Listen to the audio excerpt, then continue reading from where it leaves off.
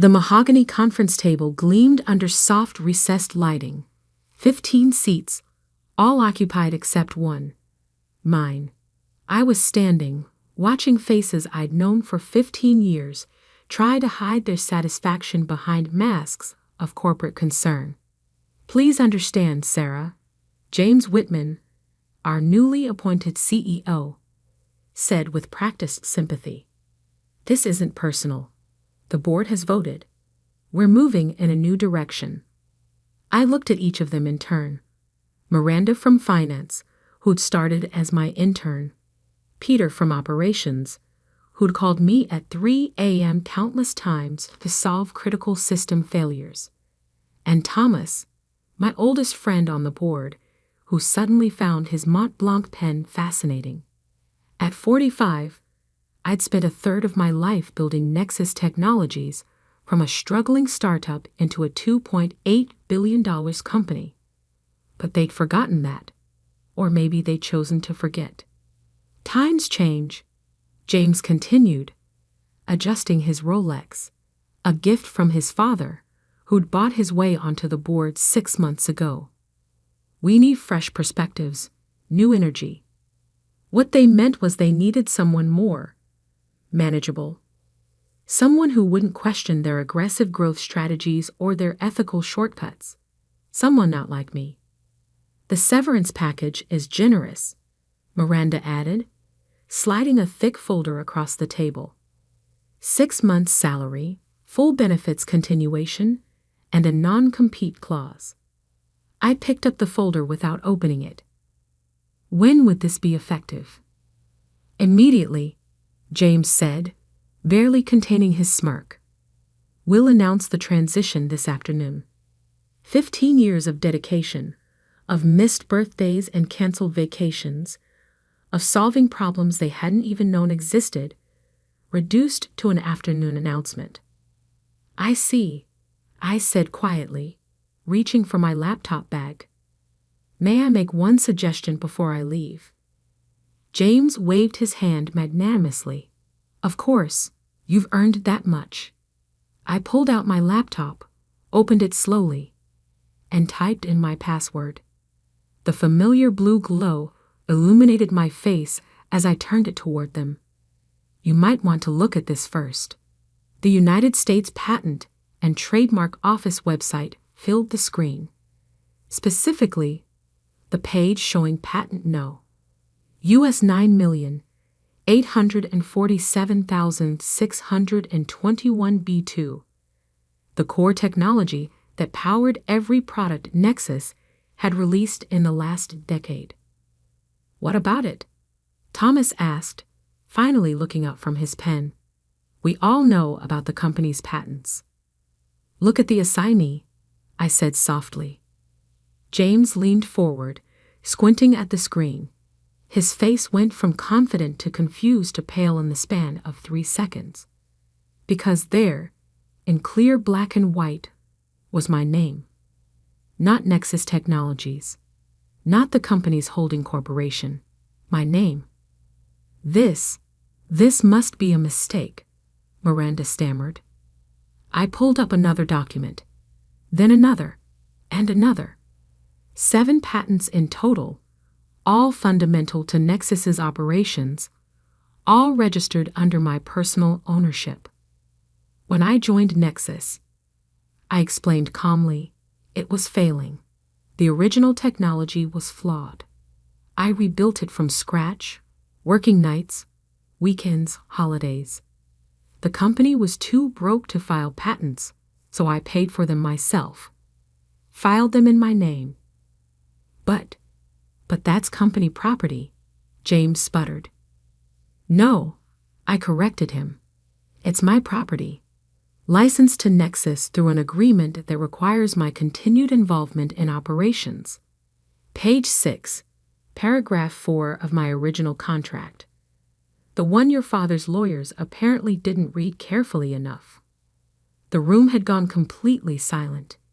Even the usual hum of the air conditioning seemed muted. That agreement expires, I continued, checking my watch. approximately 45 minutes after my termination becomes effective. Peter, always the quickest with numbers, spoke first. Without those patents, Nexus can't legally produce or sell any of its current products. I finished for him. Not the security software, not the encryption tools, not even the client management system. James's face had turned an interesting shade of gray. You're bluffing. The shareholders will be very interested to learn that the board just invalidated the company's right to use its core technology, I said, closing my laptop. I imagine the stock price reaction will be dramatic. Miranda was already on her phone, frantically texting what I assumed was the legal department. Too late. You planned this, Thomas said quietly. You knew they were going to push you out. I thought about the whispered conversations I'd overheard, the subtle shifts in meeting schedules, the way James had started excluding me from key decisions. I've survived 3 hostile takeover attempts, 2 market crashes, and countless corporate power plays, I replied. Did you really think I wouldn't see this coming? I stood, smoothing my blazer. Now, we have 2 options. 1, you can proceed with my termination, and I'll begin licensing discussions with your competitors tomorrow morning. I believe Microsoft has already expressed interest. Or, James croaked, or we can call an emergency board meeting right now to discuss a restructuring that better serves everyone's interests. You're blackmailing us, Miranda accused. No, I corrected her. I'm protecting what I built, what I earned. What you all seem to forget was mine. I walked to the door, then turned back. You have 30 minutes to decide. I'll be in my office, doing what I've done for 15 years, keeping this company running while others play politics. As I left the boardroom, I heard the panic begin to rise behind me. Phones being grabbed, urgent whispers, the rustle of papers being frantically reviewed. I smiled faintly as I walked to my office. They thought they were ending my career. Instead, they just discovered who really held the power all along. And this was just the beginning. 28 minutes later, my office door burst open. James stood there, his perfectly tailored suit now slightly rumpled, his confident smirk replaced by barely controlled panic. The lawyers confirmed it, he said, his voice hoarse. All 7 patents, the licensing agreements, everything. I didn't look up from my computer screen. And the board is reconvening. Now, he swallowed hard. Please. I took my time shutting down my laptop, gathering my files. Power isn't just about having leverage. It's about knowing how to use it.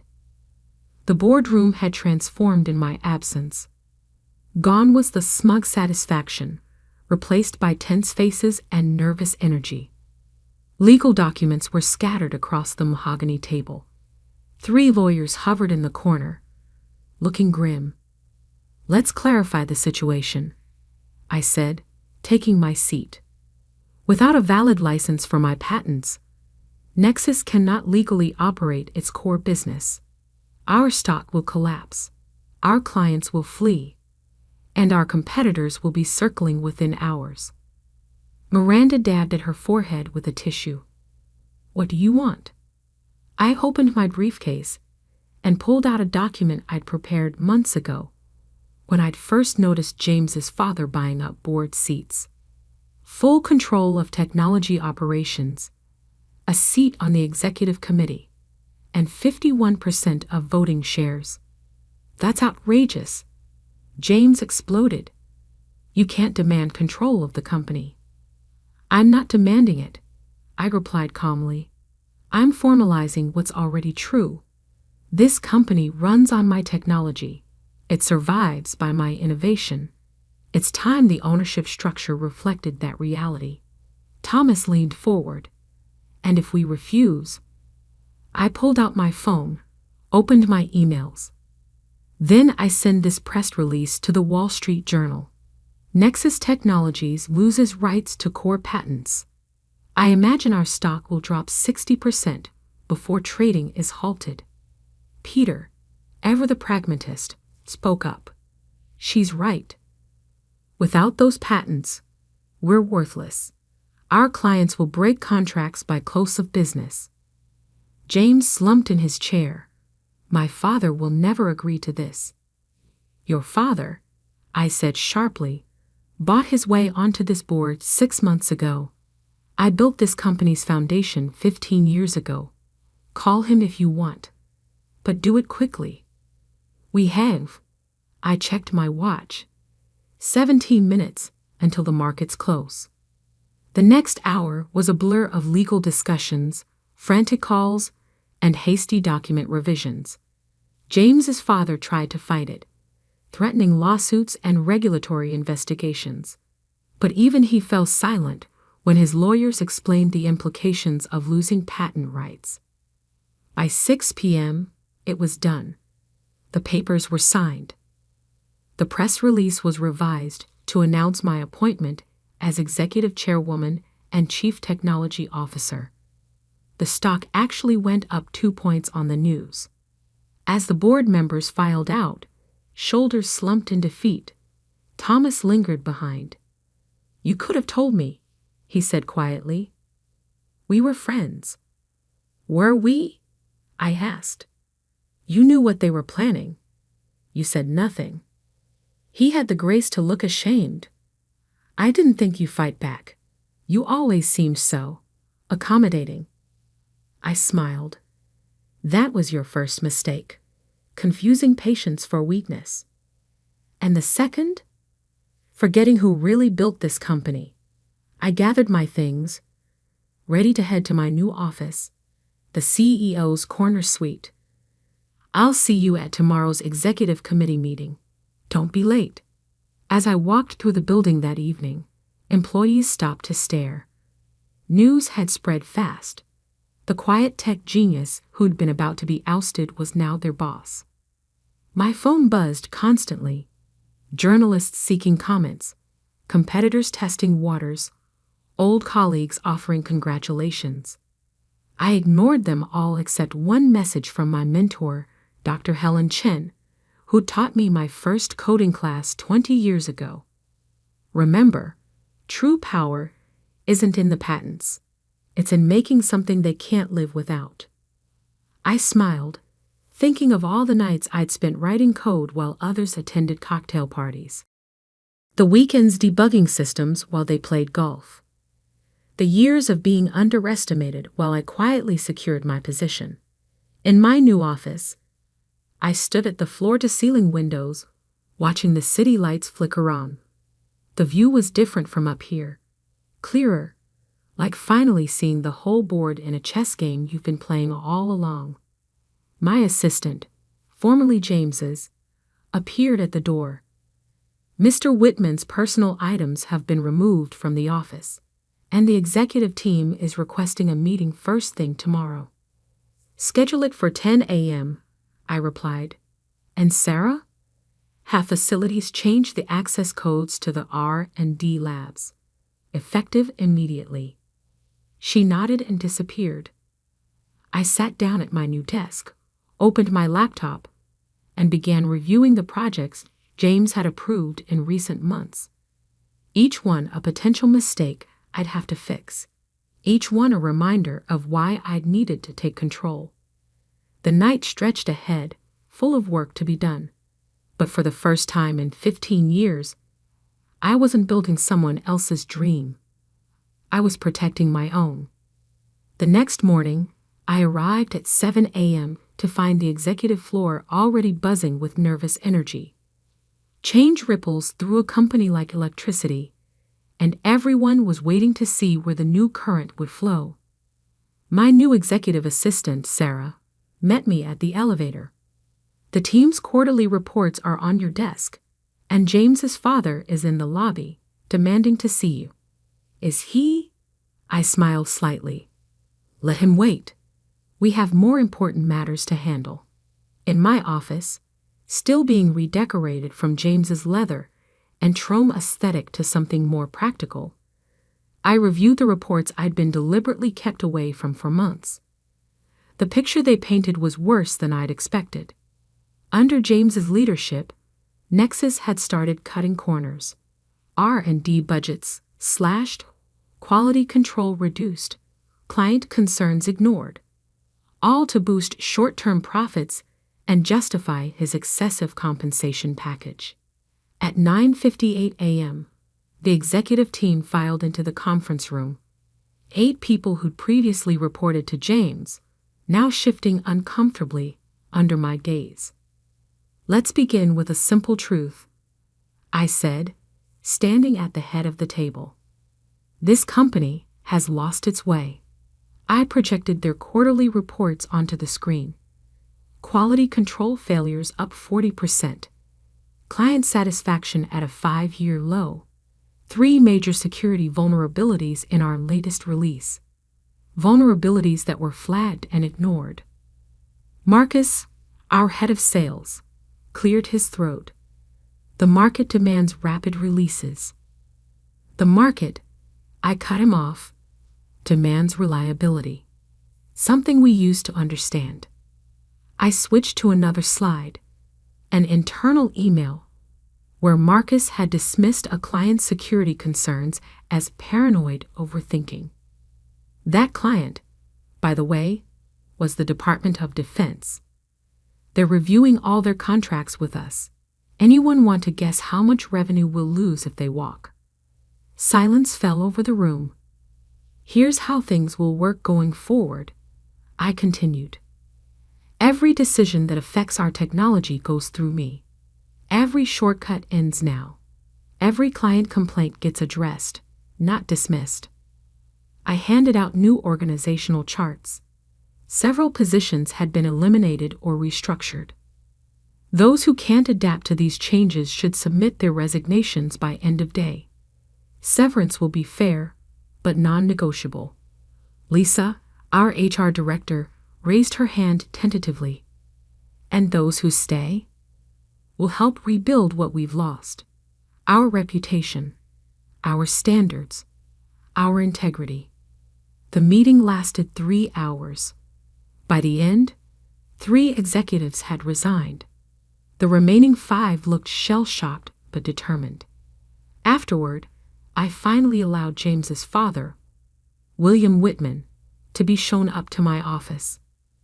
"You think you've won," he spat, not bothering with pleasantries. "But you've made powerful enemies." I kept working on my laptop, not looking up.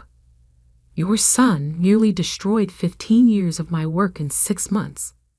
The only reason you're still allowed in this building is because I respect what this company means to its employees and clients." "I'll fight this," he threatened. "I have resources." "You have nothing," I interrupted, finally meeting his gaze. "Your resources come from investments that depend on market confidence.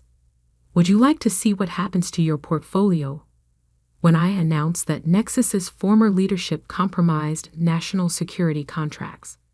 His face paled. "You wouldn't dare." "Try me." I stood up. "You bought your way onto my board, installed your son to stroke his ego, nearly wrecked something I spent my life building. So yes, William, I would dare." He left without another word. By evening, his resignation from the board had been delivered. Over the next few weeks, Nexus transformed. We recalled faulty products, rebuilt client trust, reinstated quality standards. It was expensive, painful, and absolutely necessary.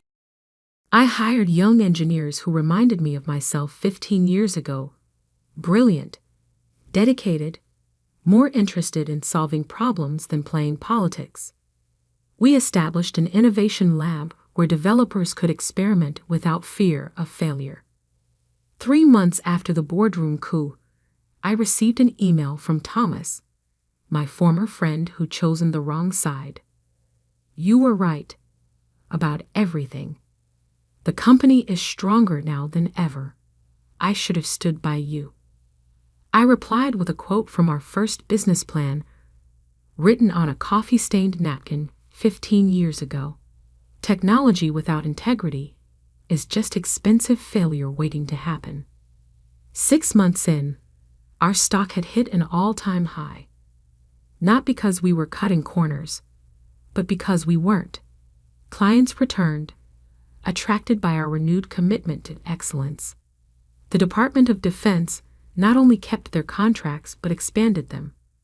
1 year to the day after they tried to force me out, I stood in the same boardroom, addressing a very different board.